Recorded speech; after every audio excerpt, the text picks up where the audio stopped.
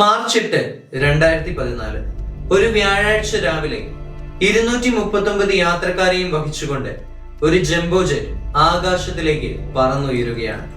പിന്നീട് ഇന്നേവരെ ആ ഒരു വിമാനത്തെ ആരും കണ്ടിട്ടില്ല. പറഞ്ഞു വരുന്നത് ദി ഗ്രേറ്റസ്റ്റ് ഏവിയേഷൻ മിസ്റ്ററി എന്നറിയപ്പെടുന്ന മലേഷ്യൻ എയർലൈൻസ് MH370 കഥയാണ്. നിങ്ങളെ ഞാൻ ക്ഷണിക്കുന്നു രഹസ്യങ്ങളുടെ മാന്ത്രിക ലോകത്തേക്ക്. Welcome back to the secret book.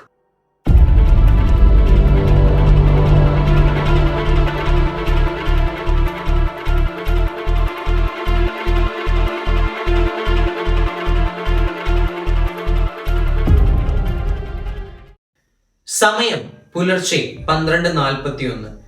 227 യാത്രക്കാരെ 12 ക്രൂ മെമ്പേഴ്സിനെയും വഹിച്ചുകൊണ്ട് കുവാല ലംപൂർ ഇന്റർനാഷണൽ എയർപോർട്ടിൽ നിന്ന് ഫ്ലൈറ്റ് MH370 ബെയ്ജിംഗിലേക്കുള്ള യാത്രയ്ക്കായി ടേക്ക് ഓഫ് ചെയ്യുകയാണ്. വിമാനത്തിലാകെ 14 രാജ്യങ്ങളിൽ നിന്നായി 239 ആളുകളായിരുന്നു ഉണ്ടായിരുന്നത്. എന്നാൽ പറന്നുയർന്ന് നിമിഷങ്ങൾക്കകം ഫ്ലൈറ്റ് പാത്ത് ലംഘിച്ചുകൊണ്ട് വിമാനം വെസ്റ്റിലേക്ക് ദിശ മാറി സഞ്ചരിക്കാൻ ആരംഭിച്ചു. ഇതാദ്യം തിരിച്ചറിഞ്ഞത് Vietnamese air traffic control unit ആയിരുന്നു. ATCയുടെ ഭാഗത്തു നിന്ന് ഒരുപാട് നിർദ്ദേശങ്ങളും താക്കീതുകളും പൈലറ്റിന് നൽകിയെങ്കിലും പൈലറ്റിന്റെ ഭാഗത്തു നിന്ന് യാതൊരു വിധത്തിലുള്ള റെസ്പോൺസും ATCക്ക് തിരികെ ലഭിച്ചില്ല. പൈലറ്റിന്റെ ഭാഗത്തു നിന്ന് അവസാനമായി ലഭിച്ച വോയിസ് മെസ്സേജ് എന്ന് പറയുന്നത് ഗുഡ് നൈറ്റ് ഫ്ലൈറ്റ് 370 എന്നത് മാത്രമായിരുന്നു. അതിനുശേഷം പൂർണ്ണമായ നിശബ്ദത മാത്രം. പിന്നീട് മിലിറ്ററി റഡാർ സിസ്റ്റം പരിശോധിക്കുന്ന സമയത്ത് വിമാനം ദിശ തെറ്റി ഇടതുവശത്തേക്ക് തിരിഞ്ഞതായി, പെനിൻസുല മലേഷ്യ കഴിഞ്ഞ് ഇന്ത്യൻ ഓഷ്യനിലേക്ക് പതിച്ചതായുമുള്ള നിഗമനത്തിലേക്ക് എത്തുകയാണ്. മറ്റൊരു ആശ്ചര്യകരമായ വസ്തുത എന്താണെന്ന് വെച്ച് കഴിഞ്ഞാൽ വിമാനത്തിന്റെ ട്രാൻസ്പോണ്ടറും കമ്മ്യൂണിക്കേഷനും ഓഫായ നിലയിലായിരുന്നു എന്നതാണ്. സാധാരണ വിമാനങ്ങളിൽ ഇവ ഓഫ് ചെയ്യാറില്ല. എന്നാൽ ഫ്ലൈറ്റ് MH370 ട്രാൻസ്പോണ്ടറും കമ്മ്യൂണിക്കേഷനും ഓഫായ നിലയിലായിരുന്നു ATCക്ക് ലഭിച്ച ഇൻഫർമേഷൻസ്. അങ്ങനെ വിമാനത്തിന് വേണ്ടിയുള്ള തിരച്ചിൽ ആരംഭിക്കുകയാണ്. സെർച്ച് ഹിസ്റ്ററിയിലെ തന്നെ ഏറ്റവും വലിയൊരു മിഷൻ ആയിരുന്നു ഇത്. 26 രാജ്യങ്ങളാണ് ഈ ഒരു ഓപ്പറേഷനിൽ പങ്കെടുത്തത്.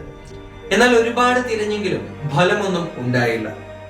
ഈ ഒരു സംഭവം കൂടി ആയപ്പോൾ ഇതിനെപ്പറ്റി ഒരുപാട് കോൺസ്പിറസി തിയറീസ് പിറക്കാനായിട്ട് ആരംഭിക്കുകയാണ്. ഇതിൽ ഒന്നാമതായി ഉണ്ടായിരുന്നത് പൈലറ്റ് സൂയിസൈഡ് തിയറി എന്നൊരു തിയറി ആയിരുന്നു.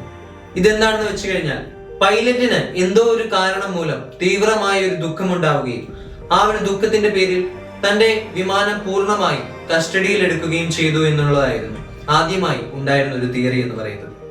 രണ്ടാമതായി ഉണ്ടായിരുന്ന തിയറി എന്ന് പറയുന്നത് വിമാനത്തിന് എന്തോ ഒരു ടെക്നിക്കൽ തകരാറ് സംഭവിക്കുകയും ഇന്ത്യൻ ഓഷ്യനിലേക്ക് പതിക്കുകയും ചെയ്തു എന്നുള്ളതായിരുന്നു.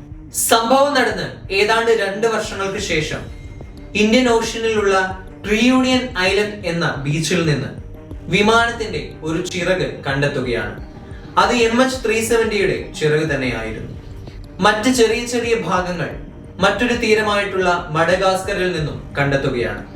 എന്നാൽ പ്രധാന ഭാഗങ്ങളോ ബ്ലാക്ക് ബോക്സോ ക്രാഷ് നടന്നിട്ടുള്ള സൈറ്റുകളോ ഇങ്ങനെയുള്ള കാര്യങ്ങളൊന്നും ഇതുവരെ ആർക്കും കണ്ടെത്താനായി കഴിഞ്ഞിട്ടില്ല. MH370 ഇന്നും ഒരു നിഗൂഢതയാണ്, ഉത്തരം കിട്ടാത്ത ഒരു ചോദ്യം. 239 ആളുകളുമായി ഒരു വിമാനം അന്തരീക്ഷത്തിൽ അപ്രത്യക്ഷമായി. See you on the next chapter. Until then, it's me, Jaswin from Secret Book, signing off.